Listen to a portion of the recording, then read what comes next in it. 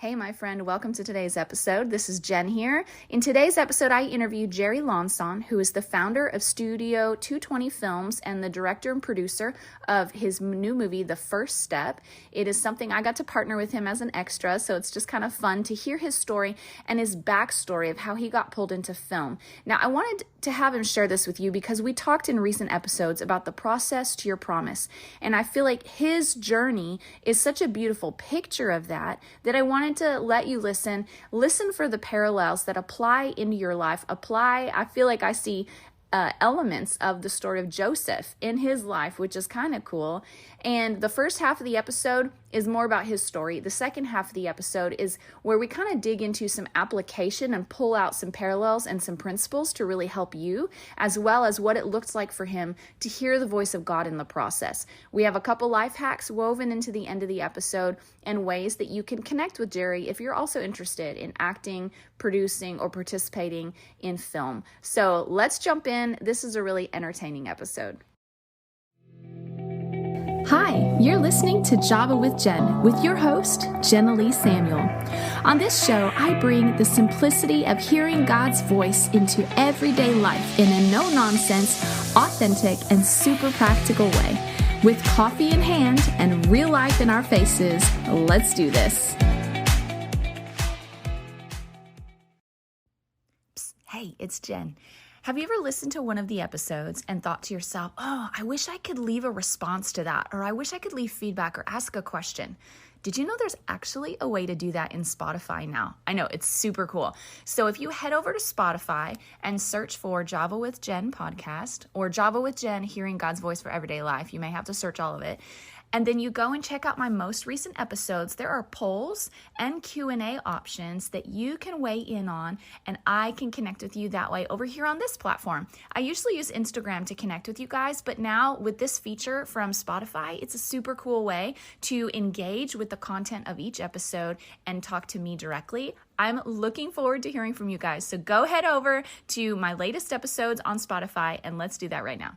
Hey, you guys, thanks so much for joining me here at Java with Jen. I'm super pumped for my guest today. He's a gentleman that I actually met recently and have joined in a project of his. He's a producer and a director, and he's working on a film that I got to be an extra in. But what we're going to talk about in today's episode is actually his journey into the dream that God put in his heart of making movies. Many of you guys that are listening have dreams that God has put in your heart that are larger than your hands can carry and bigger than you can fulfill, and believing God and walking with God into the fulfillment of that is where the journey is. And so I think that his story is going to inspire you. He has just a lot of wisdom and just cool ways we see the Lord move in his life. So Jerry, thanks so much for being on the show today. Well, you're welcome. Thank you for having me. Absolutely. Okay, so like I said already, a lot of people can identify with carrying these dreams in their heart and stuff, and even stumbling into what that could be. So how did you hone in on what your calling was? And that'll kind of introduce you a little bit to us as well. Well, something that a friend of mine, my old pastor, used to tell me all the time was, he told everybody, if you want to know what plans God has for you, look back and see what he's trained you for. Whatever God has taught you, has trained you for your entire life, is what he's got plans for you for. That's what you're supposed to be doing. Wow. I'm not going to give my age right now, but over 50 years ago, I'll let you do the math. Over 50 years ago, when I was somewhere between 4 and 6, I made my first movie. Uh-huh. I took it and I drew pictures on pieces of notebook paper. I cut them into strips and I drew individual frames on these pieces of notebook paper, and I taped them all together into a long strip, and then took a shoebox and cut a screen in it, cut a hole, wrapped the paper film around 2 paper towels and put it in the side of the box so I could turn it and advance it frame by frame and show my movie. Okay, wait, before you keep going on that, how did you as a 5-year-old figure that out? That is what blows my mind. I wouldn't be able to figure that out if I was trying to figure it out right now as a 39-year-old. I don't know. It's a God thing. I mean, I always loved movies. To prove I'm a filmmaker and not a businessman, I charged all the kids in the neighborhood a penny to watch my movie. And I went to the store with my parents and spent all that money buying candy, and then brought it back and gave it out for free to all the kids who were watching the movie. So I'm not a business person. From there, Uh-huh. my friends would always say that whenever I told a story, it was like it was real, which was a great compliment to me. And so I kept doing that. And this is before, obviously, this is before video, before anything. You know, there was film, but it was not for the masses for the most part. Once I got to about seventh grade, and we had to do a history project, and most people would do, you know, book reports, or a few of the overachievers would do like a diorama or something like that. Well, my friend and I decided to do a movie. He had a Super 8mm camera, movie camera. His parents did. No sound. It was just shot silent. But we went and we shot a complete history film. We called it Our History, and it went all the way from the dinosaurs, because I had a dinosaur model that I did stop motion on to make it walk across the yard. And then we tended to focus on wars. We did the Revolutionary War, the Civil War, World War I, World War II, future nuclear war. We just set a bunch of models on fire in the backyard. And then we built a complete mock-up of the inside of the space shuttle in our garage. Oh, wow. This is before the actual space shuttle, by the way. It hadn't even gone up yet. Oh, We had wow. Christmas lights. We had 4 walls and a ceiling, and a front wall with a view screen that we shot film on from the other side, with little models of spaceships from Star Trek. And then we had Christmas lights all on the inside, and a black and white TV screen playing a game of Pong really fast to make it look like it was some kind of, you know, futuristic display. And we shot a space war. And we showed this film in our history class, and our history teacher watched it, and he didn't say a word. He just stared at it, just stared at us. And the kids, you know, they were fairly entertained with all the things blowing up and stuff like that. And when the film was over, he looked at us and said, y'all stay here, don't move. And he walked out.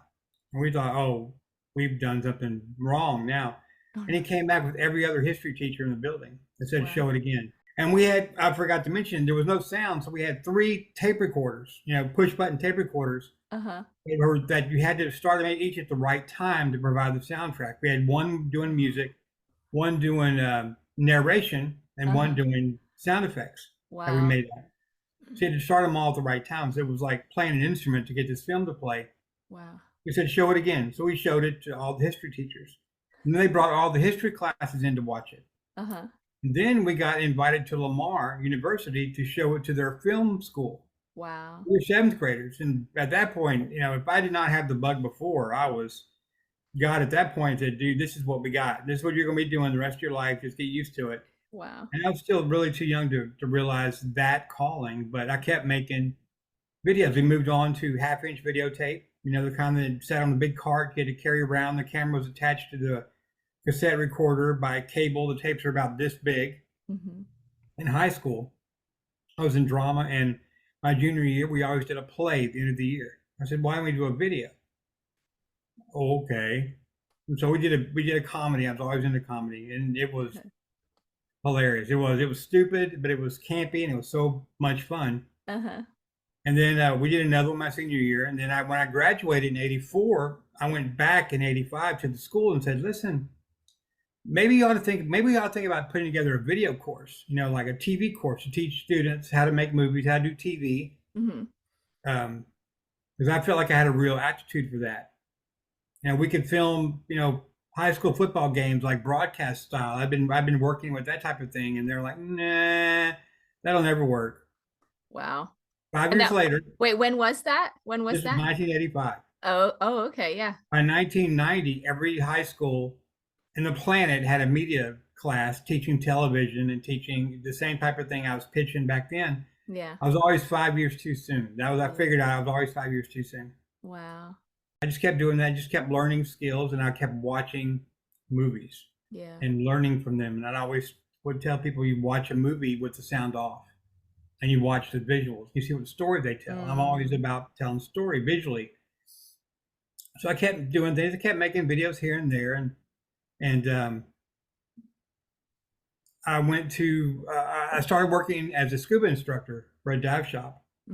And that lasted about a year, 2 years, like something like that. I went to work for the refineries and in the computer industry, and for the refineries as a computer operator. I went to work for Time Warner and just kept working on the side doing these things. And then we launched their internet department, their Roadrunner cable internet. I was one of the first people working on that. And while I was doing that, I started going to the church I used to go to, and I'd gone to Mexico with some friends of mine that have a water well drilling ministry. Mm. And I'd gone to Mexico on one of their water well trips and made a documentary called Every 8 Seconds. Mm. Because every 8 seconds, a child would die from lack of clean water, either through disease or through something else. And so I made this documentary telling that story and telling what they were doing. And when I showed it to the pastor, he was very appreciative. And I volunteered to be part of their media department, which at that point was just a single camera. But I always had bigger dreams. God kept telling me, there's more. There's more for you to do. There's more for you to do. Yeah. Here's what I've got for you. Just, and it was still building in the back of my head, but there's more, bigger than this. Mm. And so he had asked me one day, he'd always ask people, is there a way for people to watch our services around the world? And everyone always told him no. Mm. And so he asked me, and I told him, of course there is. It's just a matter of bandwidth. And he said, okay, make it happen. Wow. Okay. So myself and a couple other people put together a proposal to build a broadcast center, multi-camera, graphics, professional intros, music, professional camera work, everything. And we built an actual TV station in that church. Wow. And we started broadcasting our services TV style. We've all seen Christian movies or TV shows that are just cheesy, terrible. Terrible, yeah. But people watch them because they're Christian, and that's the wrong thing to do. You have to have a higher level of quality. Yeah. Because if you're fishing, then you have to have the right bait. You can't throw something old and cheesy out there, and you're not going to catch anybody with it. So we kept working, kept getting better and better and better. At one time, I had a crew of 30 volunteers working with me. I was working full time then, doing that. And then we started traveling to the Middle East to do biblical documentaries. We would go to places where the stories in the Bible actually happened. Wow. We would shoot documentaries from there. I've been to the stream bed where David got the rocks to fight Goliath. I've been to the tomb of Abraham in Hebron. Wow. We've been shot at. We've had things thrown at us. We've had very interesting moments. I've been places that tourists will never, ever get to go, ever. Mm-hmm. But all the time through, God, I just had a complete peace that God was taking care of us because you're doing this is what I want you to do. So we kept doing that. Yeah. And then I built a 24/7 actual TV station that streamed 24/7 on YouTube, built of old public domain television shows and movies and cartoons and commercials. Then we put in our original stuff. We did a cooking show. We did several talk shows, and those were actual television quality things we would put into this network. And we had a guide. You could tell what was coming on. Yeah. Like looking at an old TV guide. And it just kept getting bigger and bigger, but it was also getting more and more expensive. Mm. Well, one day in 2015, I believe, I remember the year, the 5 years ahead thing. Yeah. In 2015, I went into what I thought was a budget meeting. Uh-oh. And instead was told that they were dissolving the entire department. Wow. There were several things going on in the church, but the biggest thing was money. But there, things we won't go into, but sure. Not only were they stopping the TV station, they were stopping the live streaming. Wow. They were dissolving the department. I was being let go. Wow. Everyone in that department was gone. And I was told that streaming was not the future, that churches weren't really doing anything streaming online. There was not really going to be a future in church streaming online. This is 5 years. 5 years later would be 2020, and we'll let you figure out what happened at that point. That's where everybody's online. Everybody's connected online. Yeah. And so I was out of work again, and this time it was a lot worse because my entire life had been wrapped up in this job. I felt like it was my entire identity. Sure. Because I was doing what God wanted me to do, and so now it was kind of like your Isaac on the altar moment, except you weren't asked for it. You didn't put it on there; it just got taken. Right. I felt like I'd been trained for a purpose, and now the purpose was no longer there. Sure. And I was trying to get on other places, other churches, but by this time, churches wanted, they want the young kid with the MacBook and the coffee house type stuff. They weren't looking for. I was making long form stuff, Yeah. films and documentaries and things that had story to them. I Yeah. was I was never able to do the short stuff the way people can now. It's not my forte. Not what God taught me to do. And so I went several years trying to find anything. And I Mm. did a couple jobs here and there that just were horrible. And I was so burned out that I said I would never make another video again. I was done. Mm. God had trained me, sure, but then what was I supposed to do now? There was Yeah. no. And so I ended up working for the Mm. Texas Department of Criminal Justice. Mhm. I worked as a correctional officer in one of the prisons around here, state prisons around here, which was about as far away as you can get from what I was doing. Mm. I was, I went from being in Rome at the Colosseum, and having some people come up to us while we're filming and said, "We recognize you." Not me; they recognized the person. I was always behind the camera. They'd seen our show. Our Mm. show had been on. We were doing documentaries. They were on television. Yeah. They're around the world. And Wow. so we had people come up to us in Rome from New Zealand who recognized us, Wow. and then we were in, my pastor was in Israel. I was not on this particular trip, and some Japanese gentlemen came up and said, "We see you on TV. We see you on TV." So what we were doing was reaching the world. Yeah. And that was amazing to me. That was my life. That was everything. And I didn't have any of that anymore. I was working at a prison where surrounded by killers and rapists and child molesters, people who spit on you and threw things at you, and Wow. I faced a moment there where I decided that okay, I can't do what I was supposed to be doing, but at least I can be the best I can here. And so I became Mm. the officer that was respectful to everyone. To no matter what, if you were there as an offender or as a employee, I treated everybody the same because it's not my job to judge these people. It's my job just to make sure they didn't go anywhere. Yeah.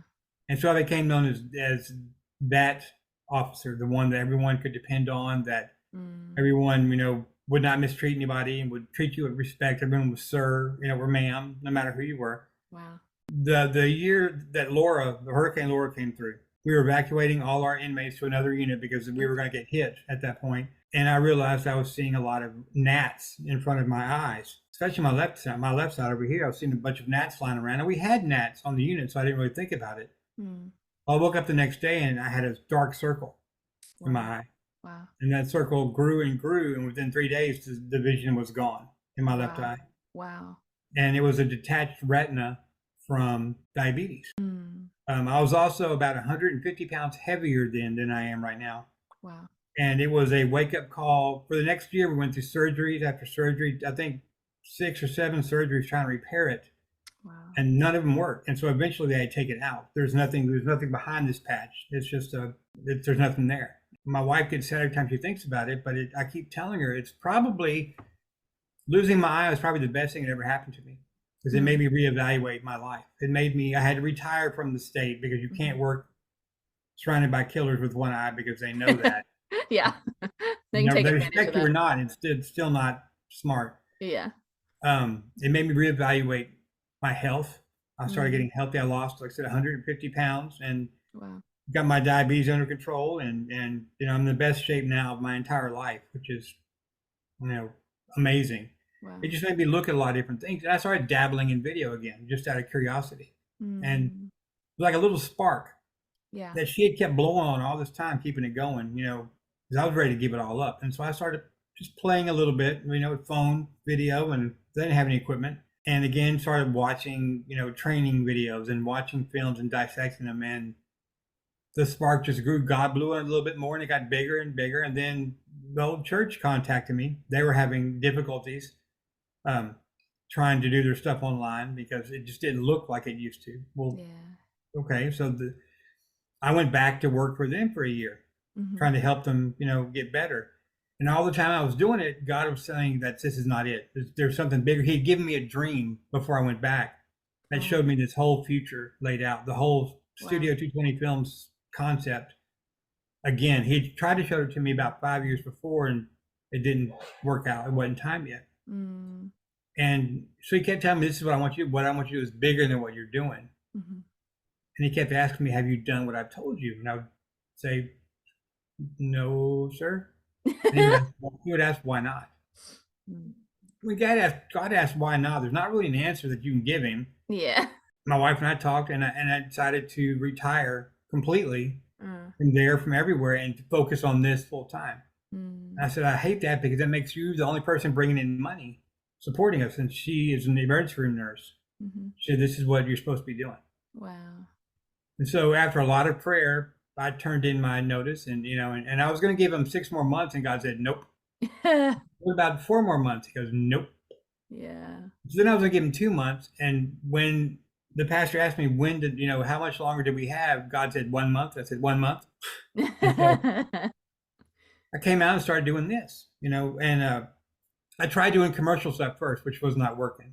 And my wife said, you know what? God wanted you to do stuff for him. We're not doing that, and it's not working. So, okay. So we flipped, and now I'm not doing any commercial work. I'm doing purely film work, doing films that the basis of Studio 220 Films is to make local films that don't look local.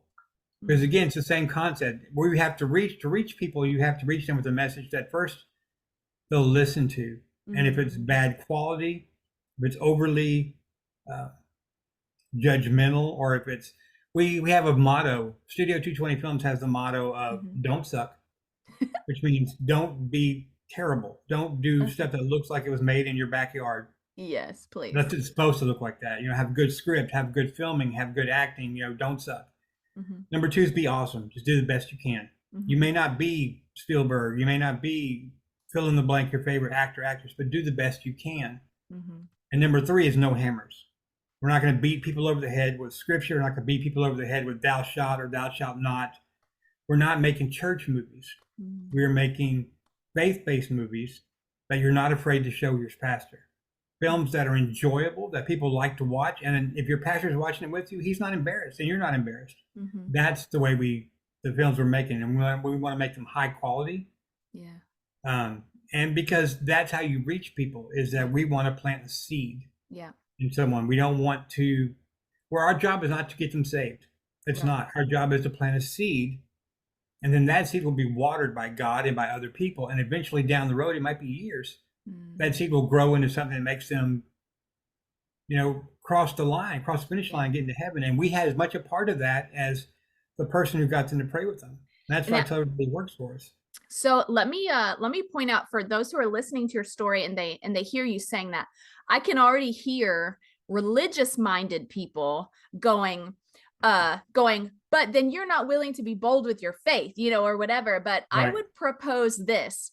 The enemy has been very shrewd and very strategic in the entertainment industry, in that no movie leads you into Satanism. No movie makes you a witch. No movie makes you an adulterer. However, they all plant seeds, and they are all very subtle. They're very strategic, and it's smart because it's effective. And so we can recognize the effectiveness of it on that side. And I like that you have recognized, hey, that's actually a powerful approach because it is effective, because of how God has made our minds to work, that we underestimate the power of a seed. But like scripture talks about, a little mustard seed becomes the greatest tree that there is. And so not underestimating. And I actually really love how you pointed out, like, my job is to just plant seeds. It's God's job to water it and other people's job to harvest it. Like, that is a place of walking in faith and not micromanaging or trying to do God's job for him. You're just being faithful with what God's put in your hands. And that's all the Lord asks us to do. Exactly. And some of the biggest things you have to face are people in the church who believe that if you aren't quoting scripture, then again, you're not being bold and you're watering down God's message. And I would say it's the exact opposite. Right. Is that if your first words to someone are condemnation of what they do, they're not listening to you anymore. Yeah. Our job is to plant those seeds. Yeah. And to find the right ground to plant them in, because you can't fish with the wrong bait. Yeah. You have to show people something that they're used to seeing, as far as we're not of the world, but we do use the world's tools. We build what we need to build using the right techniques and the right philosophy and the right strategy to do what the world has done. We just do it, for a different purpose.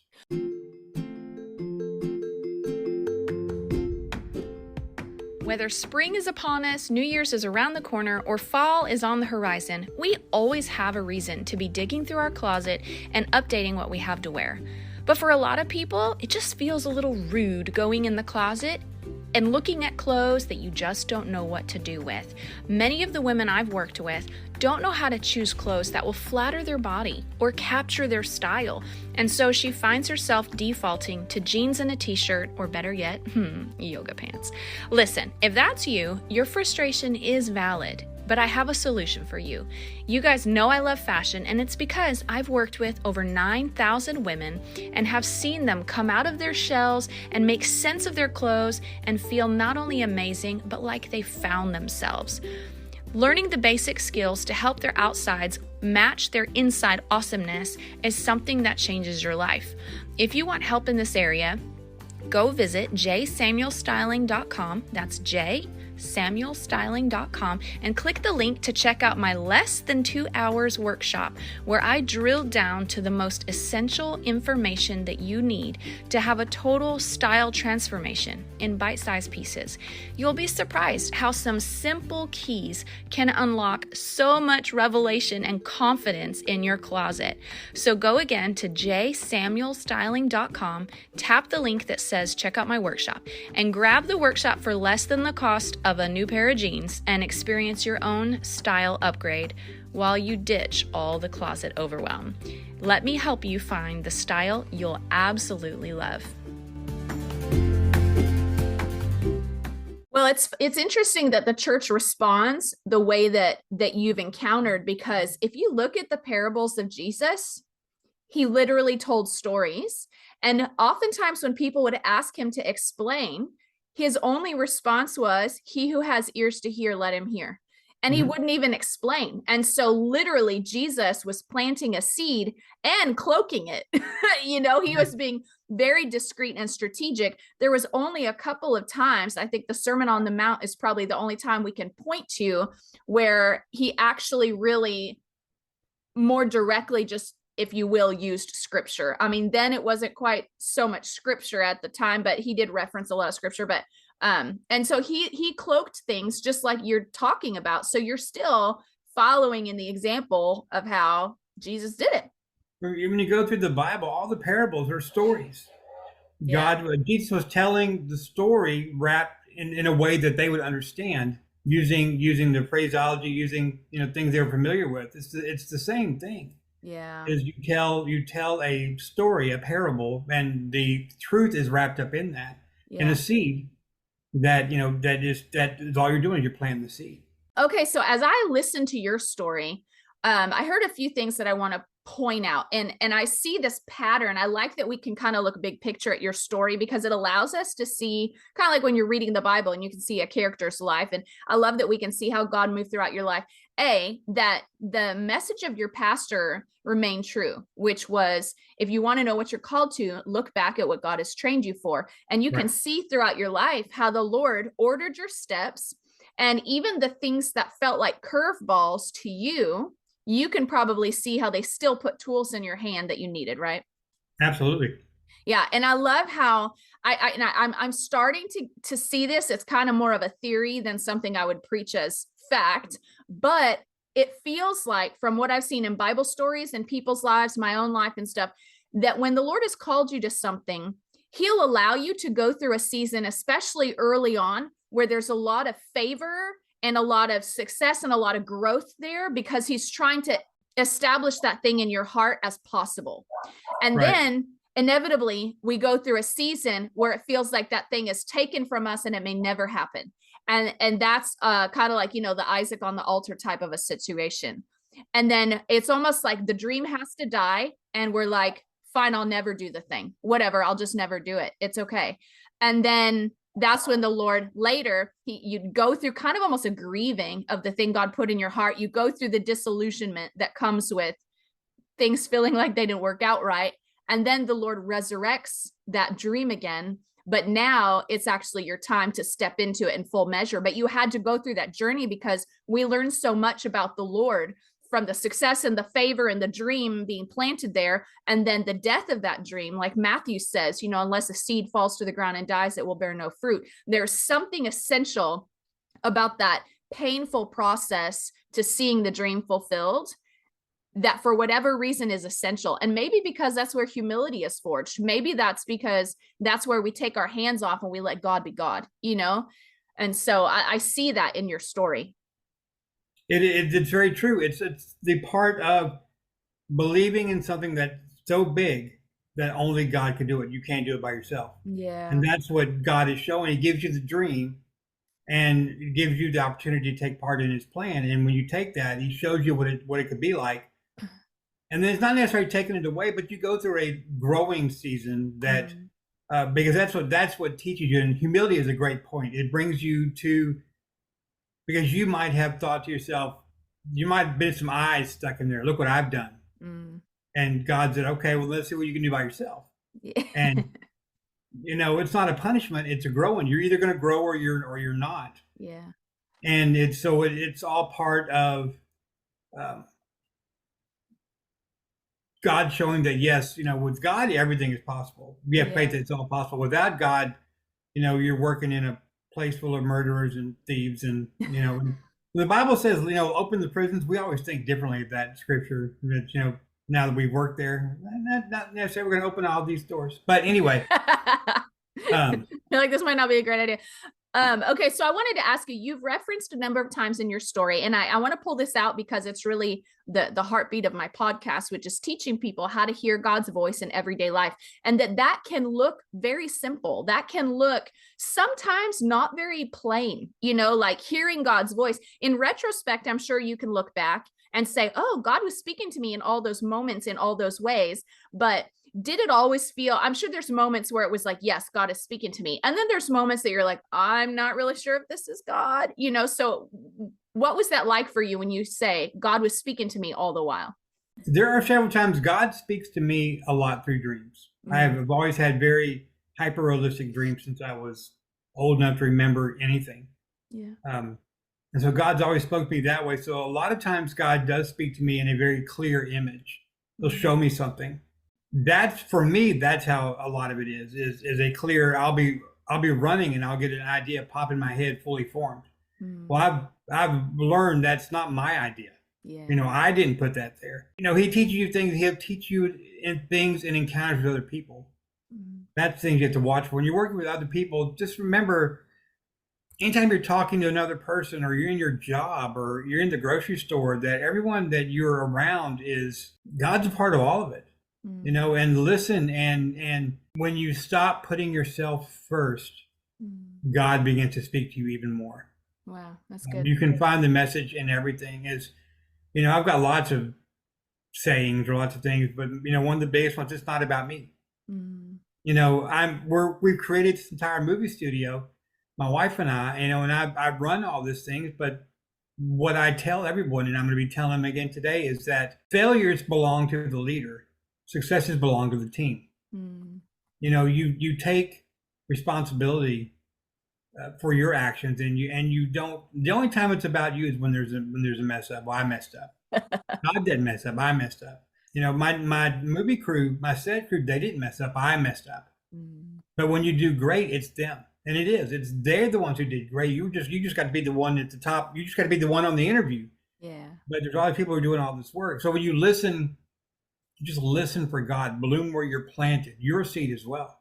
Yeah. Wherever God puts you, don't complain about it. Learn from it. Yes. You know, I spent 3 years in a prison.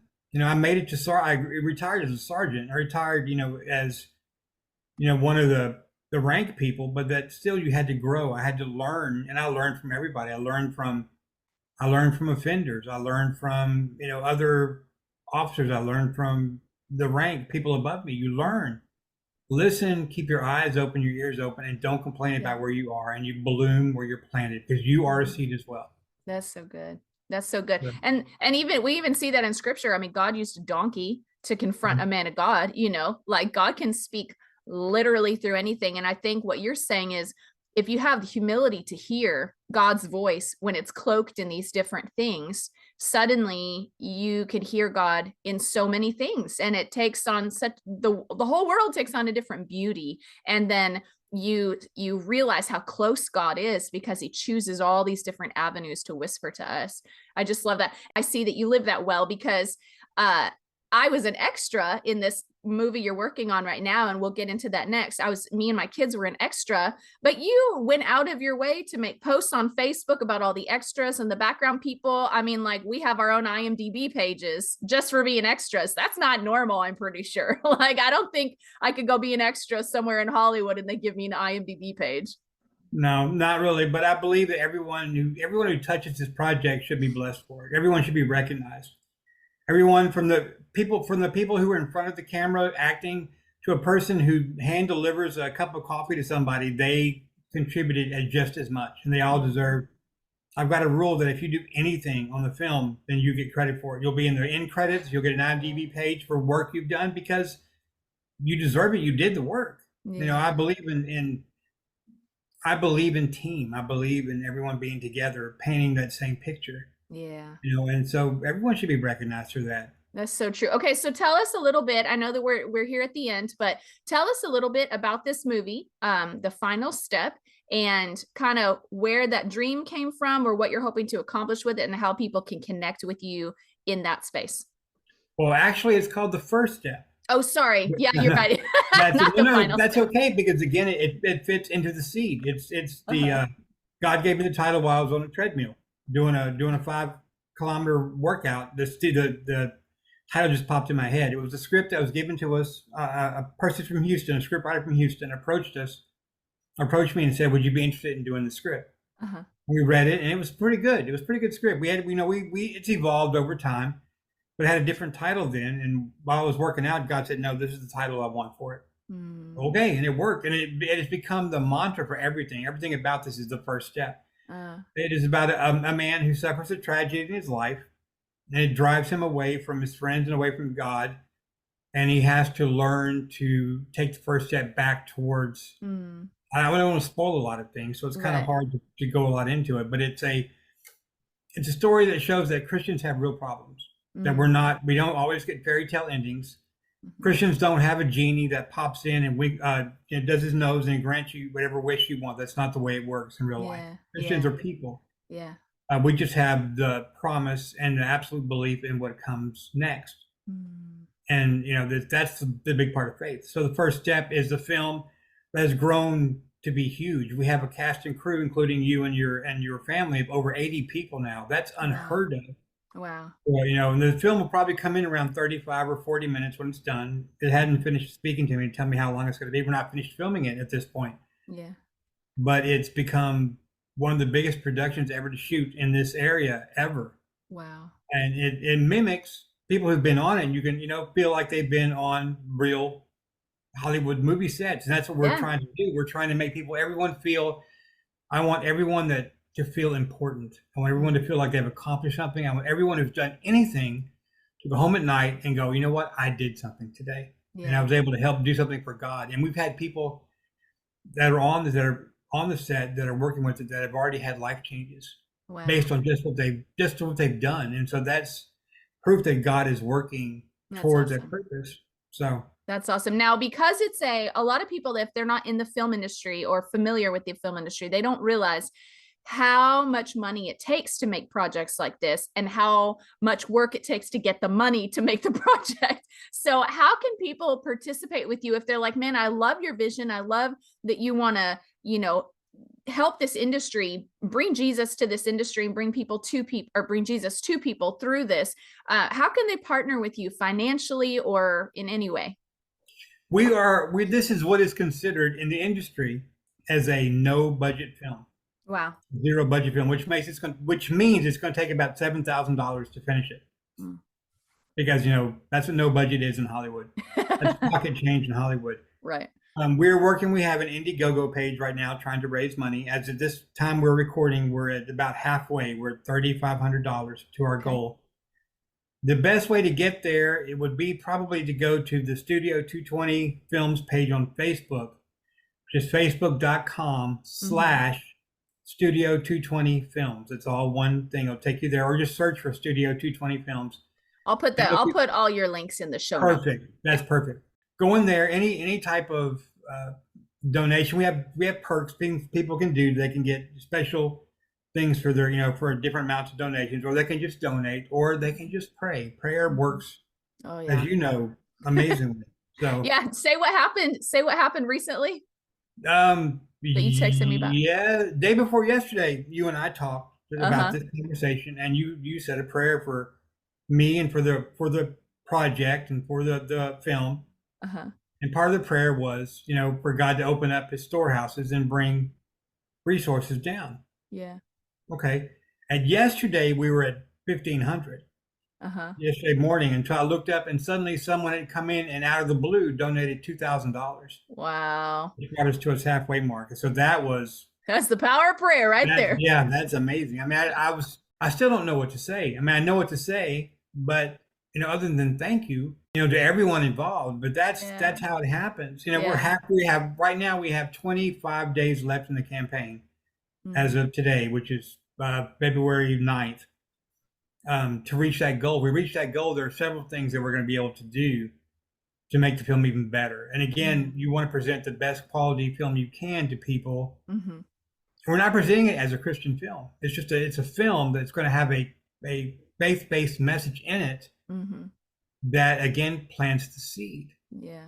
I'm not saying anything against people who go out there and quote scripture. That's great. That's fantastic. But it's not the only way. Yeah. And in the end, it may not be the most effective way.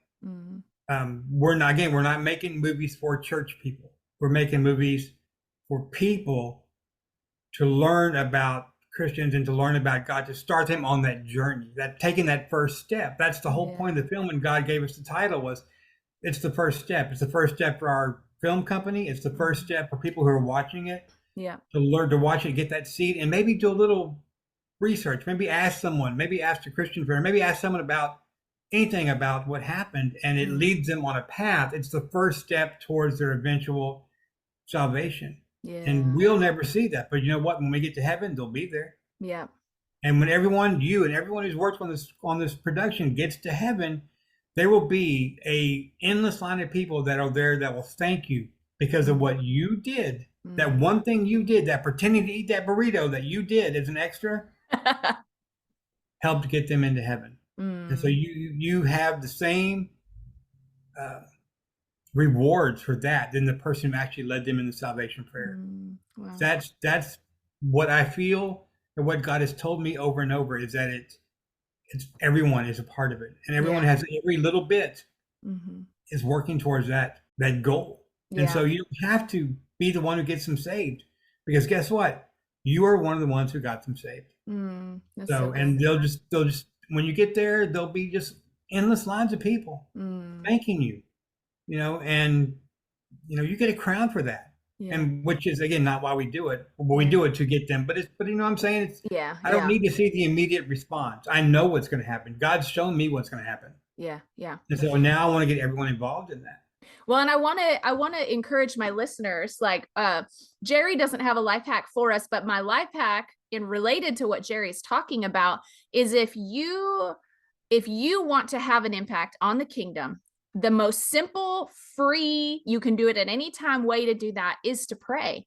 And so your life hack for today is pray for Jerry, pray for this project, pray for this vision he's put in, that the Lord has put in his heart. And even if you want to go a step beyond that, donate to what he's doing, because as you guys have heard his heart, he's bringing the gospel to the nations in a way that is just unique as he is. And I want to encourage you, Jerry. I went to Billy Graham's museum and home and property and stuff a couple of years ago. It's in North Carolina. It's beautiful. And when we walked through the story of his life, they said something that got my attention about the arts and entertainment industry. They said when Billy Graham was young, back then, there were no preachers on television or radio. It was something that was isolated to the news and stuff like that. But he saw it and he said, this is a vehicle to get the gospel further. This is a megaphone. This is how we get the gospel into the rest of the world. So he had a vision for what it could do to enhance the, not enhance the message, but to megaphone, I'm missing the word I'm looking for, but to get the message out to the nations. Well, I know, because if I know how traditional Christian religious people are, I know he dealt with some backlash over that, because we tend to try to keep things pigeonholed into the lane we met them in, and if TV and radio was dedicated to news, that's how people think of it. But he pushed past that resistance. And today, because of that, they say that even today, he is considered the most impactful minister in history, because he wasn't turned off by a unique idea. He wasn't turned off by new vehicles of getting the gospel into the nations. The point was that it was getting there. That was the point. And so I want to encourage you, as you're taking this approach. Obviously, you're not the first faith-based movie producer or whatever, but it's amazing how many people are still resistant to that idea, and yet how powerful of a megaphone that it is to use arts and entertainment and the media industry.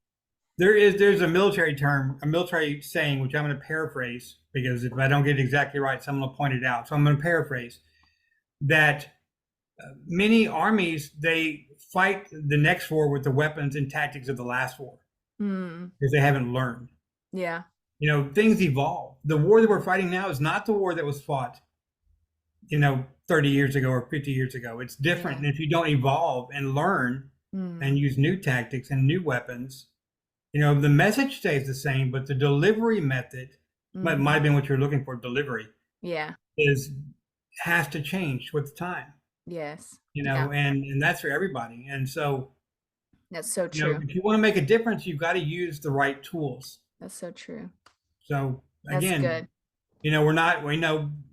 We may not be of the world, but we have to use the tools. If we want to, we can spend all the energy trying to build something new, or we can spend that same energy, take their tools back and use them to put the real message out there, and yes, get it in there. So yeah. That's so good. Now here, I will also say to those of you who are listening, I just love, Jerry, how your story just makes me think of Joseph in the Bible. Especially he speaks to you in dreams. He took you to a prison, all the things. Oh yeah. There you go. That made that one. That's pretty good. Yeah.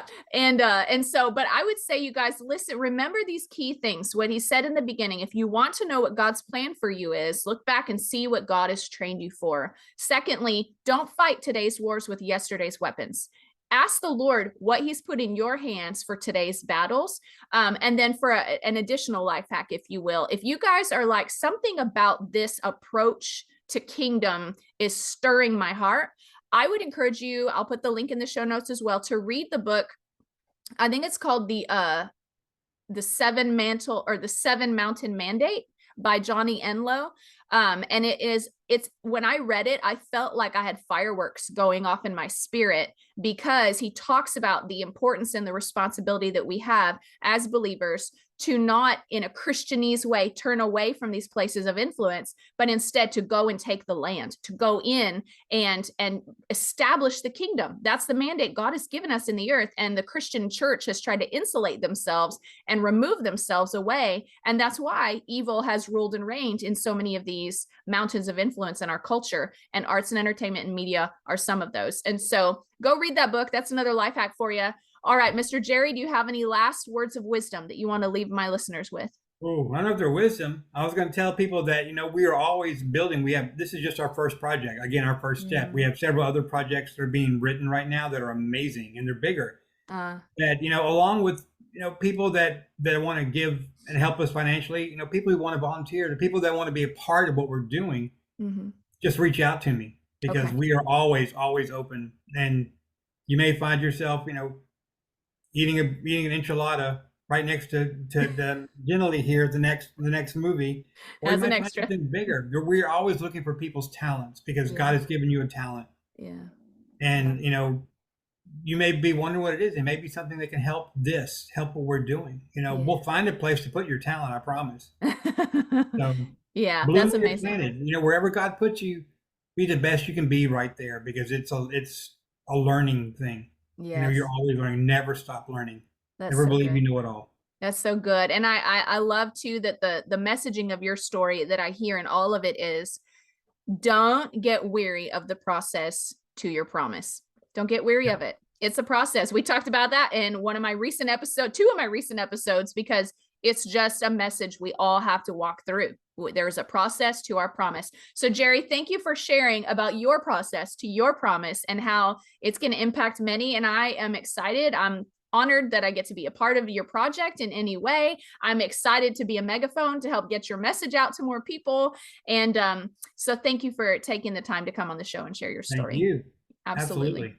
That's amazing. Well, you guys, thanks so much for listening. Share this episode with someone that you know, whether they're interested in the entertainment industry or they're interested in they have a dream in their heart that they're on a journey to. Jerry's story can speak to, I feel like, so many of us right where we are, because we all have a dream that is bigger than us, that God has put in your heart. And the process to get there is not always clear, but God is always present. And so share the episode out, and otherwise make sure you're subscribed at Java with Jen so you don't miss next week's episode. If you want, go get your hands on some Java with Jen merch at javawithjenmerch.com, and follow me on Instagram at Java with Jen. You guys know the things. And any links that were mentioned in today's show, go down into the description. I'm putting all the links there so they're easy to find, and we will see you guys next week. Thanks so much.